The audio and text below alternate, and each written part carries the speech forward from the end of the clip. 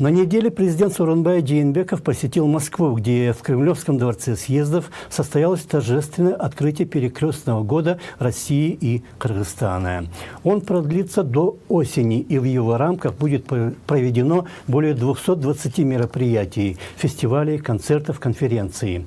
Выступая на церемонии открытия, Жээнбеков за 4,5 минуты трижды произнес имя, отчество Владимира Путина и примерно минуту говорил на кыргызском языке, так как в зале сидело много граждан Кыргызстана. По словам Жээнбекова, 150 лет назад тогдашние лидеры кыргызского народа правильно выбрали, как теперь принято говорить, стратегического партнера. Мы все ругаем Советский Союз и его времена, а в мире сейчас многие ругают Россию. Причин для этого много, но Кыргызстан находится в таком положении и состоянии, что даже то, что по международным меркам ругаемо, оказывается для него пределом мечтаний. Кыргызский народ еще 1,5 века назад из всех возможных вариантов развития выбрал судьбу быть вместе с народом России. Как показала история, это было верным шагом.